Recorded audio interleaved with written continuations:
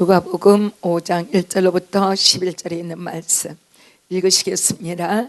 무리는 몰려와서 하나님의 말씀을 들을새 예수는 게네사렛 호숫가에 서서 호숫가에 배 두 척이 있는 것을 보시니 어부들의 배에서 나와서 무료를 씻는지라. 예수께서 한 배에 오르시니 그 배는 시몬의 배라. 육지에서 조금 떼기를 청하시고 앉으사 배에서 무리를 가르치시더니 말씀을 마치시고 시몬에게 이르시되 깊은 데로 가서 그물을 내려 고기를 잡으라. 시몬이 대답하여 이르되 선생님, 우리들이 밤이 새도록 수고하였으되 잡은 것이 없지만은 말씀에 의지하여 내가 그물을 내리리다 하고, 그렇게 하니 고기를 잡은 것이 심히 많아 그물이 찢어진지라. 이에 다른 배에 와서 도와달라 하니 그들이 와서 두 배 채움에 잠기게 되었더라. 시몬 베드로가 이를 보고 예수의 무릎 앞에 엎드려 주여, 나를 떠나소서, 나는 죄인으로소이다 하니, 이는 자기 및 자기와 함께 있는 모든 사람이 고기 잡힌 것으로 말미암아 놀라고 세베대 아들로서 시몬의 동업자인 야고보와 요한도 놀랐습니다. 예수께서 시몬에게 이르시되 무서워하지 말라, 이제부로는 네가 사람을 취하리라 하시니 그들이 배를 들어 육지에 대고 모든 것을 버려두고 예수를 따르니라. 아멘. 네, 이 말씀은 여러분들이 설교를 여러 번 들으셨을 줄 알고, 또 이 말씀은 우리가 잘 알고 있는 말씀이에요.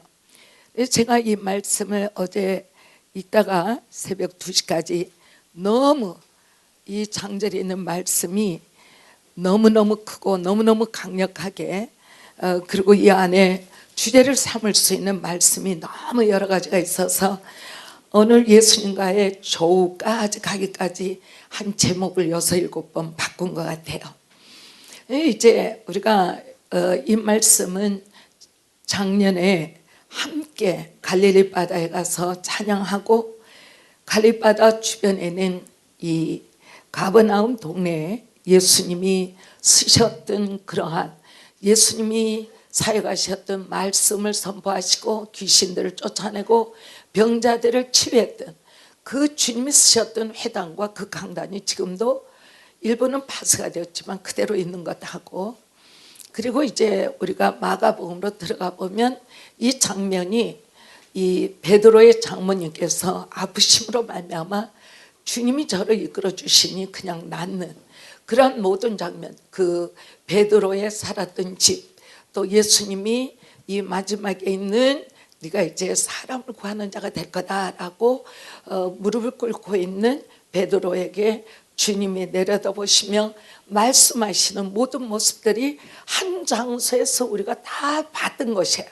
그런데 바로 그 역사적인 정말 놀라운 자리에서 주님이 이 말씀을 전하는 것을 보면서 우리가 장절로 들어가자면 굉장히 우리가 주의 깊게 여기에서 이제 볼 것 같으면, 이게 바로 지금 하나님과 인간이 만나게 되는 삶의 현장이에요. 우리는 언제든지 생각할 때 예배할 때만 하나님은 우리를 만나 주실 터이고, 뭔가 우리가 갈급하고 문제가 있어 기도원에 올라가면 하나님이 나를 만나 주실 거야 라는 자기 정립의 그러한 신앙관이 너무 그냥 당연하다 싶어 우리가 그렇게 생각하고 신앙생활할 때가 많죠. 그런데 바로 여기에 베드로는, 그런데 이게 이제 여러분들이 보면 나중에 10절에 가면 시몬의 동업자 야고보 요한이었어요. 그래서 여기에서 이 사건 하나로 하나님이 12제자 이전에 주님의 아주 이너서클, 아주 주님이 가장 모든 것을 다 의뢰하고 의지했던 3인의 제자들이 이 자리에서 선택되는 것을 우리가 본다. 베드로가 선택됨으로 말미암아 베드로가 하나님 앞에 변화되는 것을 보고 곧장 그 현장에 있던 야고보와 요한이가 함께 예수님의 제자로 서는 모습을 우리가 보는 거죠. 그래서 굉장히 우리가 성경을 읽을 때 쭉쭉 읽어가면 뭐가 없지만 우리가 성경을 이렇게 펴놓고 자세히 보면 굉장히 놀라운 일들이 많아. 오늘 이제 밤새그 갈릴리 바다에 나가서 고기잡이를 했어요. 그리고 고기 몇 마리를 잡아가야 집에 가서 아침을 해먹을 수 있는 형편이에요. 그리고 고기를 잡아야 월세도 내지요, 학자금도 내지요, 시장도 보지요. 그래서 고기를 잡아야 생활이 되는 거예요. 그런데 베드로는 아주 평생을 동안 어부 전문가였다. 그래서 이 갈릴리 바다라고 그러면 아주 샅샅이 뒤집어서 어느 고기가 어디에 있다는 것을 알 수 있을 정도로 갈릴리 바다의 전문가였어요. 그런데 이가 밤새껏 고기를 잡아도 전혀 한 마리도 잡지 못하여 우리가 보는 이 시점에서는 그물을 내다가 씻고 고기를 갖다가 고기가 없기 때문에 그물을 짠 물에서 씻어내고 말리려는 그런 광경에 낙심천만한 어부의 모습을 우리가 보는 현장이다. 사람이 삶에 있어서 가정 환경과 자기 삶의 환경이 철저하게 나는 실패했고 나는 내 가정도 이끌어갈 수가 없고 내 가정이 굶지 않도록 도와주는 것도 나는 감히 감당할 수 없는 한 남편으로서 한 아비로서 한 남자로서 나는 철저한 무용지물이다라고 아주 낙심 중에 돌아서는 이 베드로에게 주님이 그 배, 실패해가지고 고기 한 마리도 못 잡은 그 배, 그 사업장에 예수님이 등장하시는 거예요. 여기에서 땅에 살고 있는 완전한 좌절과 실패와 가난과 갈 바를 알지 못하는 한 인간에게 하늘의 하나님께서 다가와 그에게 다가와서 그를 만나줄 때, 바로 조우할 때, 인카운터 체험하게 될 때 이 사람 안에 어떤 일이 벌어지는가를 우리가 보는, 그래서 실질적인 우리의 삶이 이 땅에서 살아가면서 우리의 삶이 언제라도 바라야 될 것이 뭐냐? 주님과의 조우다, 주님과의 만남이다, 주님과의 인카운터야. 예수님을 만나면 우리의 삶의 모든 문제가 해결이 되고 하늘의 길이 열려버리는 대역사가 있기 때문에 이 작은 한순간의 이야기는 우리가 산 날 동안에 사업을 하든 공부를 하든 가정을 꾸려가든 어떤 일을 하고 있는 주님의 사람이라 할지라도 주님은 언제 어느 순간이라도 나를 찾아오신다라는 믿음 안에 확신을 가져라 그 말이에요. 근데 5장이 시작되기 전에 4장을 보면 우리가 이제 4장은 한마디 때문에 여러분들에게 말씀을 드리는 거예요. 4장 1절을 보면 예수님이 지금 이제 사탄에게 시험을 받으러 40일 금식을 하고 이제 시험 받으러 가는 시간이죠. 그죠? 그런데 예수님이 하나님이시면서도 이 땅에 오셨을 때 완전한 인자로 오셨어요. 사람으로. 그런데 그 금식이 끝나고 예수님이 사단이와 맞댈 때 절대적인 것이 여기에 나오는데 성령으로 충만함을 입어 그랬어요. 4장 1절에. 이것이 언제든지 그리스도인들이 사는 절대 원칙이 뭐냐? 무엇을 하든 어디에 서 있든 어느 순간에 어떠한 문제가 있다 할지라도 내 삶의 문제를 해결하는 데는 반드시 하나님의 성령에 내가 충만해 있는가? 스스로가 나는 괜찮아. 그건 아무 의미가 없는 거예요. 하나님은 오직 성령이 역사하시는 곳에서 하나님은 역사하시기 때문에. 그래서 4장 1절을 보니까 예수님은 성령의 충만함을 입어 요단강에서 돌아오사, 요단강에 뭐하고 돌아오셨어요? 침례받고 돌아오셨죠. 너희는 나의 아들이요 내가 기뻐하는 자여 내 사랑하는 아들이라라는 하나님의 음성을 들었어요. 곧장 그러면서 우리가 마태복음 4장을 보면 하늘로부터 비둘기 같은 성령이 저에게 임했다 그랬어요. 근데 4장 누가복음에서는 예수께서 성령의 충만함을 입어 그랬어요. 이것이 우리가 산 날 동안에 가장 큰 기가 뭐냐? 성령의 충만함을 잊지 못하고 살면서 넉넉한 마음이 있다 그러면 이것은 굉장히 큰 문제다. 언제나 할지라도 밤이나 낮이나 삶의 현장에 직장이나 가정이나 공부처나 내가 하나님의 영이신 지혜와 계시의 영이요 가르침의 영이요 진리의 영이 되시고 생명의 영이 되시는 예수님의 그러한 영이 되시고 여호와 하나님의 영이 되시는 성령으로 충만하여 내가 이 시간 이 순간 내가 숨쉬고 말하고 있는 거 이게 절대적 요소예요. 근데 성령의 충만함을 입어 그 사탄에게 시험을 받기 위해서 나가신 거예요. 그러면 예수님이 승리하신 것은 말씀으로 승리했지만 그 말씀을 기억나게 하시고 사탄을 대적하게 했던 것은 뭐냐? 말씀의 영이 되시고 진리의 영이 되시는 성령께서 예수님을 승리토록 보호하시는 거예요. 14절에 가니까 주님이 모든 시험을 다 통과하고 승리하시고 어디로 가시는 거 아니? 갈릴리로 내려가셔, 갈릴리로 올라가셔야 돼요. 그런데 여기에서도 예수께서 성령의 능력으로 그랬어요. 예수님은 무엇을 하든 어찌하든 새벽 미명 또 철야 금식 이러한 것들이 모두가 다 성령의 능력 안에서 100% 충만하기 위해서 하신 거예요. 예수님이 하나님의 아들이시고 하나님의 자신이지만 이 땅에 오셔서 완전한 인간으로 사실 때 절대적으로 하나님의 도움을 필요 없다라고 한 적이 하나도 없다. 그러면 하나님의 영 되시는 성령이 언제든지 동역하고 동행하도록, 그러기 때문에 그리스도의 몸인 교회가 중요한 것은 절대적으로 나 개인 성령 충만하기를 원해서 가랄 때 어려울 때 문제 생길 때 그러한 다운된 그 상태에서 불러일으키는 것이 나홀로 할 수 있는 것이 신앙생활이 아니에요. 그리스도의 몸이 함께 있음으로 말미암아 내게 문제가 있고 내게 환경이 어떠한 역사가 있고 누구를 내가 돕기를 원할 때는 항상 그리스도의 몸으로 나가야 하는 것이다. 아셨습니까? 그리고 예수께서 사역을 하시려고 갈릴리에 돌아가실 때도 성령의 능력 안에서 나가셔. 15절 보니까 여러 회당에서 가르치셨는데 뭐로 가르쳤어요? 성령의 능력으로 가르치셨죠. 18절을 보니까 주님이 이제 내가 온 것은 이사야서 61장 말씀이죠. 주의 성령이 내게 임하셨으니 선포했어요. 하나님의 성령이 내게 임했기 때문에 나는 사역한다. 여러분들은 모르겠어요. 교회에서 셀 리더로 부름을 받았기 때문에 하나님의 일을 한다. 그런데 성령의 능력이 없는 사람들은 한 사람 얻었다 두 사람을 놓치죠. 성령의 능력이 아닌 것은 자기의 능력으로 해보려고 그러면 점점 이 하나님의 일이 왜 이렇게 어려울까? 정말 이거는 불가능하다. 다른 데서 이 길을 찾으려면 절대로 아니야.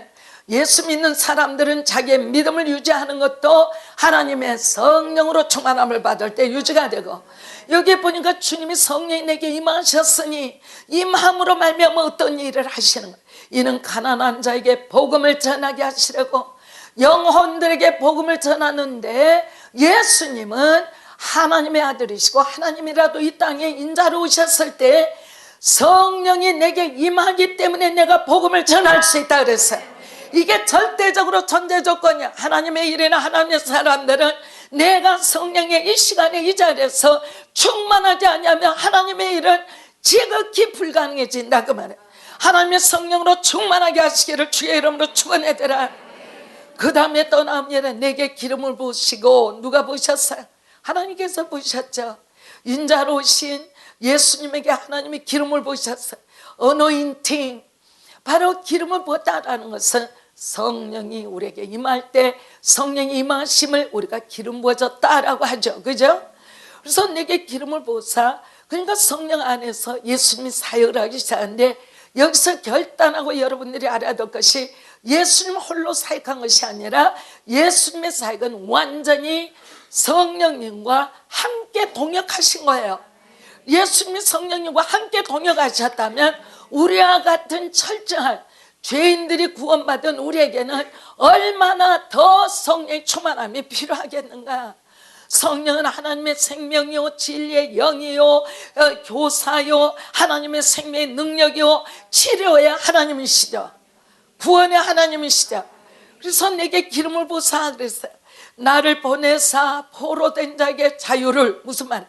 삶의 억압이 되고, 이건 전쟁의 포로가 아니에요.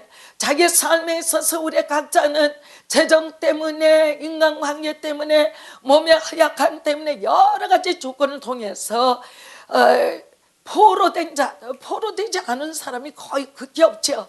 어떤 문제가 있으면 얼굴부터 달라져. 세포의 조직의 움직임이 달라져요. 왜 그래요? 성령 역사되면 얼굴에 희락이 있고 기쁨이 있고 자유함이 있고 능력이 나. 딱 얼굴을 보면 거기에서 하나님이 역사하고 계신다거나. 그러나 내가 가지고 있던 성령의 능력이 어느덧 이것이 빠져나가고 삶의 공고가 내 앞에 나타나고 나를 움직이기 시작할 때는 성령의 능력이 아니라 세상 능력이 나를 주장하기 시작해서, 이거를 갖다가 세상 안에 포로된 자에게 기름 부으심은 자유케 하는 역사가 있다.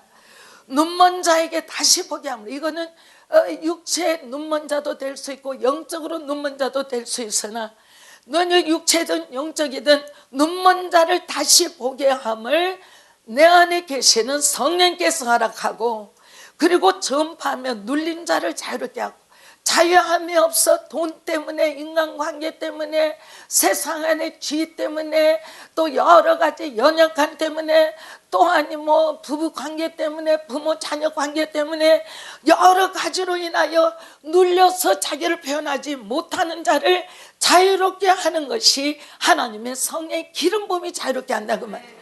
그리고서는 주님이 그러한 일을 함으로 인하여 주의 은혜를 전파하시도록 이 땅에 오신 목적을 여기에서 말씀하세요. 그리고서 이제 우리가 오늘 읽은 말씀으로 들어가는데, 이제 4장 42절부터 우리가 한번 읽어보면, 날이 밝음에 예수께서 나오사 한적한 곳에 가시니 무리가 찾다가 만나서 자기들에게서 떠나시지 못하게 만류하려 하매, 예수께서 이르시되 내가 다른 동네들에서도 하나님의 나라의 복음을 전하여야 하리니 나는 이 일을 위해 보내심을 받았노라 하시고 갈릴리 여러 회당에서 전도하시더라 그랬어요. 그러면 뭐 때문에 이런 말씀이 나올까요? 예수님은 36절 보니까 사람들이 굉장히 놀랐다 그랬어요. 왜? 우리가 우리가 가서 봤던 예수님이 취했던 이 갈릴리 주변에 회당이 바로 예수님이 거기에서 말씀을, 구약으로부터 예수님이 설교했던 말씀이 그 강단에서 했고, 거기에서 병자를 치유했고, 거기에서 눈먼 자를 치유했고, 거기에서 안진뱅이를 치유했고, 거기서 귀신아 떠나라고 명했던 자리가 거기 있어요. 바로 그곳에 우리가 발을 대본 거죠. 그런데 어느덧 주님이 뭐 열병든 자를 자유케 하고, 뭐 이러한 온갖 병자를 다 자유케 하고, 이러한 것을 하고 계시는데, 주님이 가지고 계신 성령 안에서 권위와 능력이 얼마나 강력했던지 더러운 귀신에게 명한 즉 귀신이 떠나가는 역사가 있어요. 이러한 역사가 일어나니 드디어 이제 거기 갈릴리 사람 그 주변에 있었던 사람들은 절대적으로 예수님이 떠나가시는 것을 막는 거죠. 주님 다른 데로 가지 마시고 이 자리에서 사역하시고 이 자리에 사람이 모이고 여기에서 우리와 더불어 같이 삽시다. 그런데 날이 밝는 시간이었어요. 날이 밝는 시간이 주님이 인자로 오셔서 새벽에 일어나는 시간과 지금 완전히 좌절하고 실패하고 낭패 속에 이 갈릴리 바다로부터 돌아오는 베드로와 시점이 딱 똑같은 거예요. 예수님은 지금 병든 자와 귀신 들린 자를, 낭패 본 자를 구원하고 날이 밝음에 예수님이 움직이기를 원하시니 자기들에게 떠나지 말라고 만류하려 하며, 예수께서 이르시되 내가 다른 동네들에서도 하나님 나라의 복음을 전하여 하리니 나는 이 일을 위해서 보내심을 받았노라. 전도하는 것이 하나님의 사람들이 일이에요. 이 일은 예수님이 하셨고, 예수님은 이 일을 하도록 주의 성령을 우리에게 부으셨고, 이 일을 하면서 삶의 문제가 해결되는 거지, 삶의 문제만 몽땅 가지고 하나님 이거 해결해 주세요, 그거 가지고는 안 돼요. 우리는 하나님의 나라와 그 의를 먼저 구하라 그랬어요. 하나님의 일에 대한 우리의 초점이 맞춰지고, 하나님이 우리가 하나님 앞으로 나오는 모습을 보면서 내게 있는 사탄의 역사, 마귀의 역사에 주님이 손대실 수 있도록 내가 맡겨드리는 거죠. 내가 할 수 있는 것은 주님 나를 붙드시고 쓰세요. 그러나 내게 있는 이 몸체의 어려움은 주님이 관리하십시오, 해결하십시오, 이거예요. 우리는 그런데 문제를 가지고 하나님 이것 좀 해결해 주시면 해결되고 난 다음에 내가 죽자 살자 헌신하고 있는 데서 하나님 뭐 11조만 하겠습니까? 10에 5조도 하고 10에 7조도 하고, 아이고 교회 성전은 내가 지어드리겠습니다. 하나님 우리가 그때가 되면 거짓말이다라는 건 너무 잘 알고 계시거든요. 목사님 내 마음을 몰라서 그래요. 절대로 저는 거짓말 아니에요. 거짓말 아니죠. 그러나 그때 환경이 그렇게 하고 싶었던 것이, 아이고 하나님 요 다음 되면 또 할게요, 이렇게 되는 거예요. 그러니까 너무너무 중요한 거가 오늘 여기를 보자 그 말이에요. 이제 5장으로부터 무리가 몰려와서 하나님의 말씀을 들을세 그랬어요. 지금 여러분들이 하나님의 말씀을 듣고 있는 거예요, 그죠? 지금은 이제 주님이 직접 하시는 말씀을 주의 종들을 통해서 여러분들이 말씀을 전해도 하나님의 성령이 예수님을 통해서 하신 것 같이 하는 거야. 그러니까 말씀을 전할 때는 있는 힘을 다해서 아주 글자 하나하나, 문자 하나하나를 정말 이것이 하나님께서 뭐를 의미했나를 잘 보고 설명을 해야 한다, 선포를 해야 한다. 그러니까 이제 굉장히 많은 무리가 몰려와서 하나님의 말씀을 듣고 있었어요. 그런데 예수는 게네사렛 호숫가에 서서, 신약에는 게네사렛 호수를 갈릴리 디베라 그렇게 불러. 갈릴리 호수가 디베라고, 디베라 호수가 갈릴리고, 또 그 호수가 게네사렛 호수고. 근데 실질적으로 이 호수 그러면 우리가 뭐 연못을 생각하는데 바다에 바다. 그냥 얼마나 큰 호수인지 몰라. 그리고 물결이 지면 대단하고. 그래서 호숫가에, 게네사렛 호숫가에 섰어요. 그런데 호숫가에 배 두 척이 있는 것을 보시니 예수님이 호숫가에 섰다라는 사건이 있어요. 예수님이 지금 이 문에 들어오셨어요.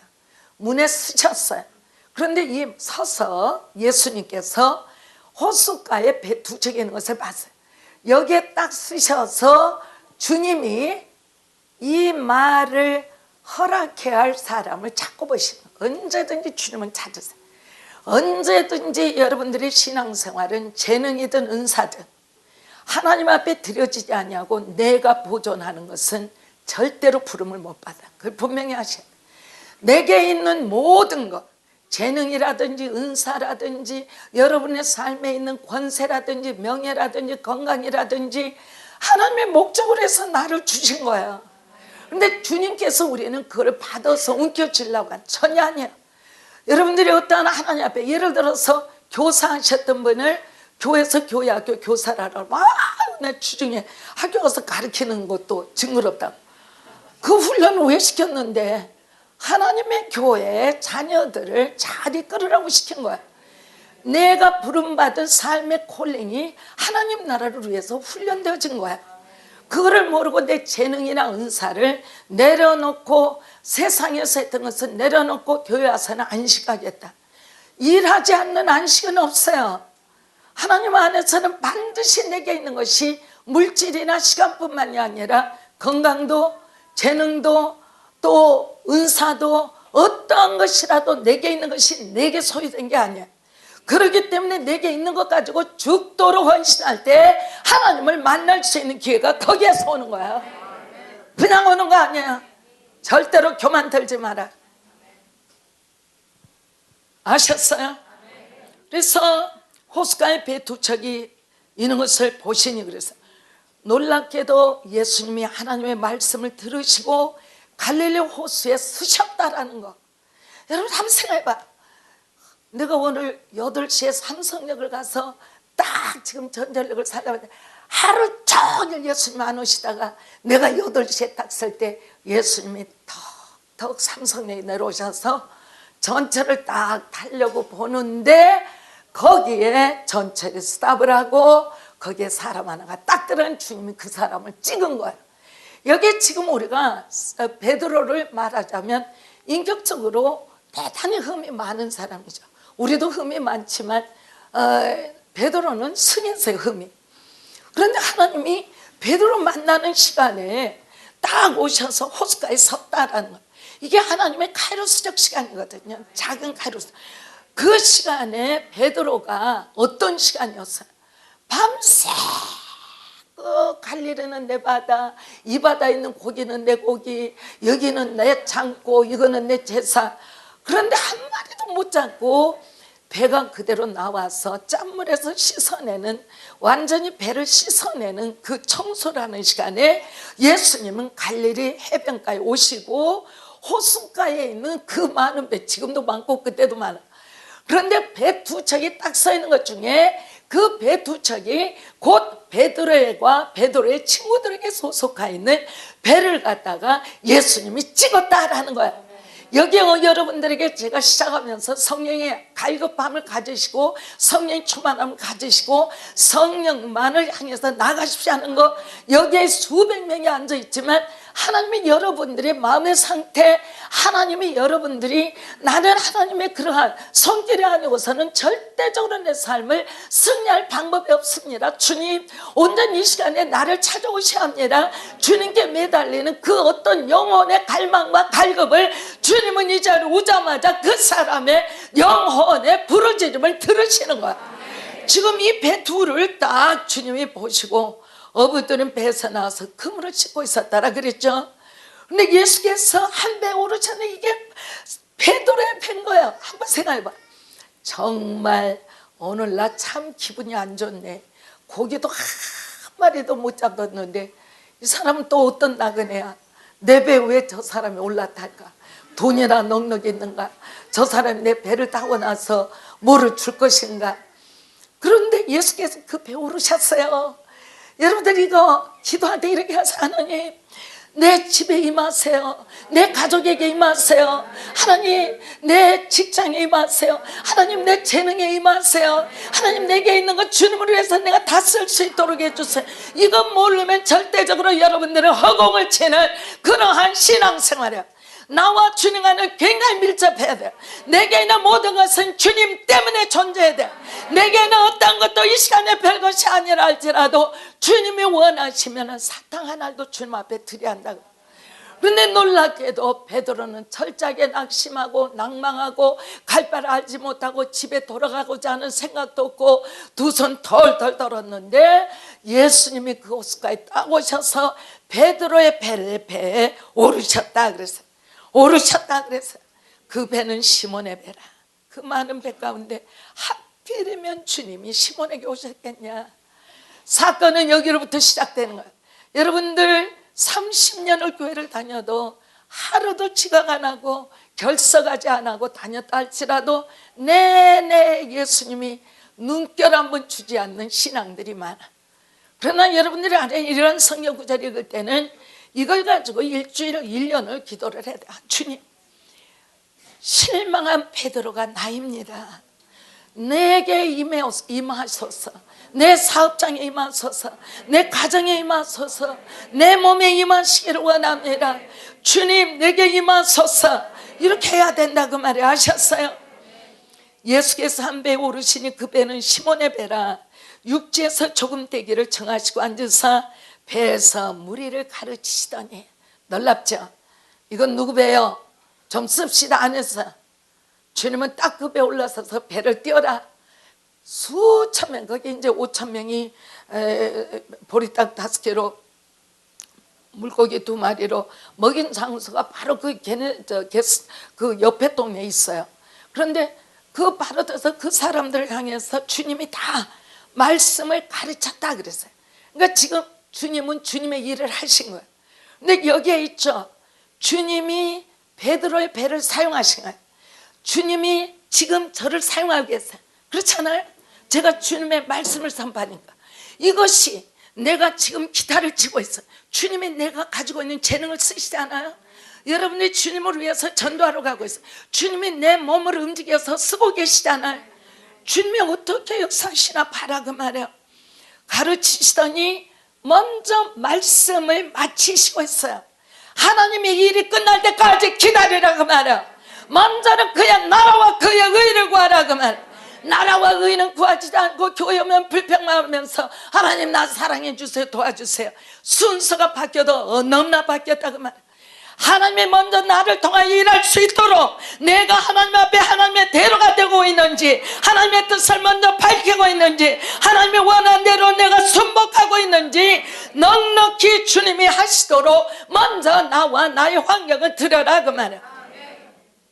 굉장히 중요한 순서가, 예수께서 배에 오르시니 그 배는 시몬의 배라. 육지에서 조금 떼기를 청하셨어. 나는 지금 죽겠구만 뭐 또 배를 띄라고. 아니 저작자가 나를 도울 사람이야, 나를 없앨 사람, 내 배까지 그냥 사라질 것이야, 이런 생각이 베드로에게는 들어가겠죠. 그런데 주님이 말씀을 마쳤다. 어떤 말씀이에요? 여러분들이 위에를 보면 천국 복음을 전도하러 나갔다 그래. 전파로. 그러니까 하나님의 나라의 말씀을 먼저 마치시고 그 다음에 시몬에게 이르시되, 그러니까 시몬의 배를 풀렸잖아요. 그럼 하나님의 나라와 그 일을 먼저 그 배에서 선포했잖아요. 그리고 주님이 하시는 말씀이 깊은 데로 가서 그물을 내려 고기를 잡으라. 깊은 데로 가서 그물을 내려 고기를 잡으라. 그물을 내려 고기를 잡는 거는 너무너무 베드로가 잘하는 거예요. 고기를 잡으려면 그물을 내리고 고기를 잡는 것은 평생 해온 일이에요. 근데 여기에서 하나님이 다 주님이 다르게 주신 것은 깊은 데로 가라 그랬어요. 깊은 데로 가라. 여러분들 이거 굉장히 중요한 건데 이거를 캐치했으면 여러분들이 오늘 하나님의 말씀을 들은 거예요. 여기 깊은 데로 가라라는 것은 우리의 삶의 습관대로 내가 아는 대로 쳇바퀴 도는 것을 의미하죠. 무슨 말씀인지 아셔요? 베드로는 고기를 잡았지만 갈릴리 바다는 훤해. 이 바다를 나만큼 더 잘 아는 전문가 있으면 나와보라고 그래. 어디가 고기 있고 어느 시간에 잘 잡히고 어디를 가야 무슨 고기가 잡힌다라는 건 나만큼 아는 사람 없어. 그래서 자기가 가지고 있는 머릿속 이 생각이 누구보다도 나는 잘 알고 있다라고 생각하는 물고기 잡는 갈릴리 바다의 어부대장이었어요. 근데 주님은 뭐라고 말하는 거니? 깊은 데로 가서 그랬어요. 깊은 데로 가서. 이 말은 여러분들이 알아야 될 것이 해석이 얼마든지 다를 수 있어요. 베드로가 가지 아니했던 어떤 것을 의미하느냐. 지금 주님이 어느 고깃대를 어디다 이야기를 하시고 베드로가 가는 것을 인도하시겠다는 말이냐. 깊은 데로라라는 이 말 한마디가 베드로의 전생의 방향을 바꿔버린 거예요. 무슨 말을 제가 하고 있는 거 아니? 교회를 많이 다니고 성경을 많이 읽었기 때문에 그저 하나님을 좀 아는 것 때문에 브라브라 하고 떠들지 말고 나를 향하여 내가 사는 내 본래 나의 모습과 내가 날마다 하나님을 따라가는 그 모습에서 지나 항상 하고 있는 것 내가 잘하고 있고 누구보다도 우리 교회에서 내가 신앙이 제일 좋다라고 생각하고 있음에도 불구하고 여러분들이 알아야 될 것은 하나님의 음성이 내게 어떻게 들리는가에 대해서 심히 그를 듣기를 애를 써야 한다. 근데 여기에 단어는 딱 다른 게 뭐냐? 깊은 데로 가라. 깊은 데로 가라. 여태까지 내가 배웠고 체험했고 내가 일했던 것이 전혀 아니고 깊은 데로 가라. 근데 그 다음에 시몬이 뭐라고 대답해요? 선생님, 우리들이 밤이 새도록 수고하였을 때 잡은 것이 없지만 그 말은 무슨 말? 선생님, 우리가 누군지나 알고나 말씀하세요. 우리는 갈릴리 바다의 어부대장입니다. 밤새 그 잡아도 아무것도 못 잡았어요. 그런데 선생님이 아십니까? 그런데 여기 예수님을 만날 수밖에 없는 한마디를 한 거예요. 하나님과 우리가 만나고 인카운터, 조우함으로 말미암아 세상이 변하고 내 삶이 변화되는 것은 이거야. 깊은 데로 가라라는 한마디. 여러분들이 무슨 뭐 예수님이 소설성같이 이야기할 때가 많습니다만은 그건 자기 생각이 굉장히 많죠. 예수님은 한마디예요. 한마디 하시는데 그림이 확 그려지는 거예요. 여기 깊은 데로 가라는 것밖에 없어. 도대체 깊은 데가 한가운데인 거야, 북쪽인 거야, 서쪽인 거야, 남쪽인 거야 물어보지도 않았어. 깊은 데로 가라 하니까 그저 간 거죠. 근데 깊은 데로 가라라는 게 그것을 순종하자마자 베드로에게는 하나님의 인도하시는 손길이 저에게 함께 한 거야. 동이든 서든 북이든 남든 상관이 없어. 뭐라고 말했어요? 우리가 밤새껏 수고했지만 잡은 것이 없습니다. 그렇지만 말씀에 의지하여, 그 말은 뭐야? 깊은 데로 가라 명령하시니 내가 말씀에 의지하여 그물을 내리리이다. 그러니까 깊은 데로 가라 하셨으니 가서 내리겠습니다. 깊은 물이라는 것은 선생님이 말씀하신 거고 그물 내리는 것은 우리가 해야 할 일이니까 그곳에 가서 내리겠습니다 했어요. 무슨 말인지 알겠어요? 여기에 무슨 일이야? 하나님 되시는 예수님과 죄인인 베드로가 한 단어 깊은 데로 가서 도저히 용납할 수 없는 그러한 어부가 듣겠습니다. 가겠습니다. 내가 어부대장임에도 불구하고 선생님 말씀을 듣겠습니다. 말씀하시고 순종할 때 하늘의 뜻과 세상의 하나님의 사람 사이에 인카운터, 조우가 시작된 거예요. 인카운터, 조우가 시작된 거예요. 아셨어요? 자, 그렇게 해서 그물을 내리리라 하고 그대로 깊은 데로 가서 그물을 내리니 고기를 잡은 것이 심히 많아 그물이 찢어진지라. 첫 번째는 그물이 찢어졌어요. 너무나 많았어요. 이거 보세요, 여러분들. 예수님 믿으면은 왜 뭐가 안 될까? 예수님은 축복의 하나님이에요. 신구약을 통해서 축복의 하나님의 묘사를 몇 천구절을 세요. 하나님이 나를 축복하시기를 원하고 축복의 하나님이다라는 것을 믿지 못하면 축복은 멀리 있죠.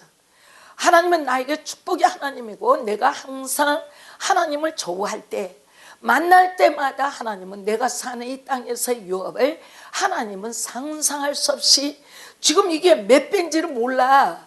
아무것도 한 마리도 못 잡았는데 근데 그게 그물이 찢어지니까 이에 다른 배에 있는 동무들에게 어이 뭐 손짓한 거예요. 그러니까 누가 왔어요? 이 다음을 보니까 야고보와 요한이가 배를 가져왔는데 와달라 하니 그 친구들이 와서 그 배를 실어보니 두 배 가득 차고도 배가 잠기게 되고 물속에 잠기게 되었더라. 얼마나 많이 잡았던지. 이런 말씀을 여러분들이 읽고 이러한 놀라운 역사는 하나님 앞에 내가 축복받기를 원해서는 하나님과의 만남이 필요하구나. 이것 때문에 교회가 여러분들 하나님 앞에 기도하러 오십시오. 하나님의 말씀을 통독하십시오. 하나님의 말씀 공부를 하십시오. 무슨 여기가 대학교예요? 여기서는 하나님의 사람이 하나님의 축복을 받도록 하는 거야. 여러분들이 반드시 알아야 될 건 말씀 없는 축복 없어요. 기도 없는 축복 없어요. 하나님과의 관계가 설정되는 것이 어떤 축복보다도 훨씬 더 중요한 것이라. 하나님하고의 관계가 없는데 어떻게 하나님의 축복을 받아? 그 축복이 온전하로 생각해. 축복이 무리가 아니야. 나 하나. 내가 하나님과의 관계가 열렸을 때 그 관계를 통해 나를 통하여 내 주변까지라도 축복을 받는 대역사가 있다. 그거 아니야? 베드로가 하나님 앞에 바르게 조회해서 인카운터 만나서 체험해서 주님의 말씀대로 내가 행하겠습니다. 깊은 데로 가서 네트를 내렸더니 네트가 찢어지고 자기 친구들이 배들이 와도 두 배를 채우고 두 배가 물에 잠기게 되었더라 그 말. 엄청난 일이죠. 그럼 여기에서 끝났냐? 와, 나도 그러면 베드로 같은 이 말씀을 붙잡고 나도 축복받아야 되겠다. 여기서 끝났으면 저 설교 안 했어요. 그 다음이 기가 막혀. 이에 대름배에 있는 동무들에게 손짓하여 와서 도와달라니 그들이 와서 두 배 채움에 잠기게 되었더라. 시몬 베드로가 이것을 보고 예수의 무릎 앞에 엎드려 이르되 주여 나를 떠나소서 나는 죄인이로소이다. 이 말씀의 깊이와 높이는 제가 해석할 길이 없어요. 너무 놀란 거예요. 자기는 평생에 몇십 년 동안 가게를 통해서 부모에 대해 갈릴리 바다를 아주 샅샅이 현미경으로 훑고 있다라고 생각했는데 이는 누군지 몰라도 깊은 데로 가라라는 그 한마디에 거기에다 낚시를 던졌더니 이거는 상상할 수 없는 일이 벌어져. 그 순간 고기를 잡으면서 베드로의 영적 눈이 열렸겠죠. 그를 보면서 이분은 나하고는 다른 사람이구나. 내가 저분에게 가까이 갈 수 없는 굉장한 분이시구나. 그래서 알기 시작한 거예요. 나를 떠나주십시오. 두렵습니다. 나는 죄인입니다. 이렇게 말하고 우리는 우리가 죄인으로부터 구원을 받아서 영생이 있는 하나님의 자녀가 된 것에 대해서 너무 간과하죠. 너무 쉽게 생각하죠. 이런 감동이 없어요. 감동이 없는 사람이 기도를 한들 하나님이 뭘 받아줘요? 소리로 받아주시나? 하나님은 우리의 마음의 상태를 보시죠. 근데 여기에서 베드로가 즉각 잡혀오는 것을 봐요. 예수님의 한마디와 한 사건 때문에 베드로는 철저한 실패자, 낭패자가 철저한 하나님을 볼 수 있는 영안이 열기 시작하는 거예요. 그리고서는 9절을 보니까 이는 자기 및 자기와 함께 있는 모든 사람이 곡이 잡힌 것으로 말미암아 놀라고 세베대의 아들로서 시몬의 동업자인 야고보와 요한도 놀랐습니다.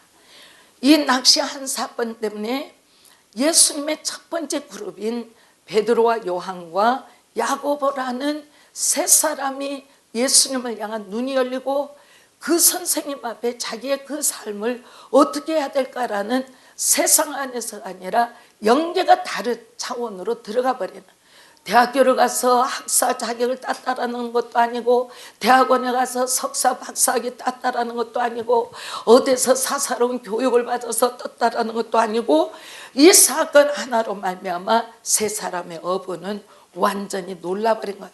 완전히 놀라버린. 그리고서 예수께서 그 다음에 예수님이 시몬에게 이르되 무서워하지 말라. 어마어마하게 놀라서 이것이 사람이 할 수 있는 일이냐. 우리와 같은 어부가 못하는데 이 사람이 누구에길래 이 일을 할 수 있는가.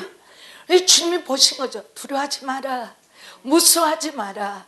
나로부터 멀리 가지 마라. 내 앞으로 다가오라. 그 말이에요.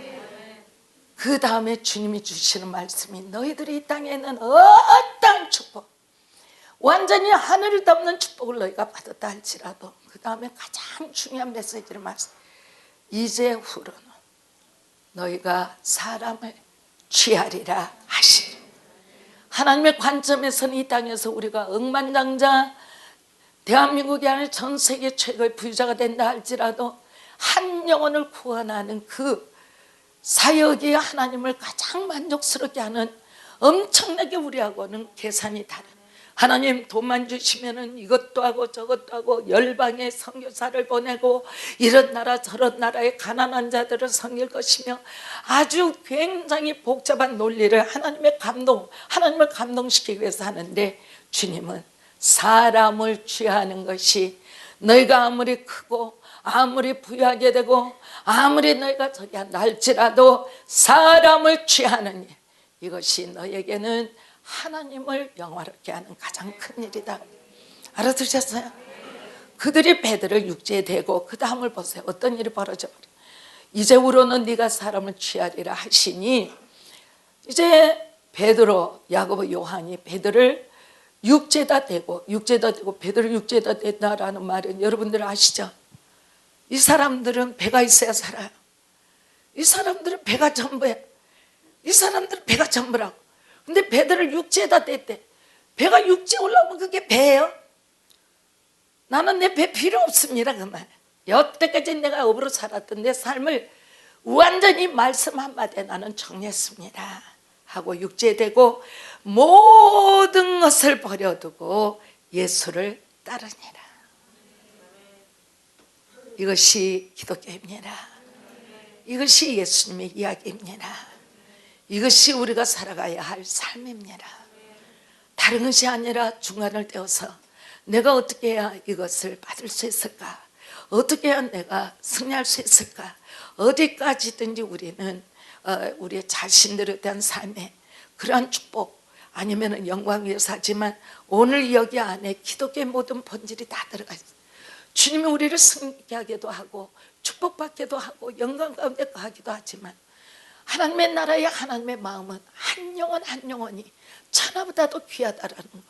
이 말씀에 자기 삶을 위대한 갈릴리 어부로 살았던 세 사람이 자기의 배를 육지에다 대버리고 모든 삶에 자기네들의 모든 인간으로서의 비전과 꿈과 모든 소망을 벗어던지고 예수님만을 따라 나섰다라는 것입니다.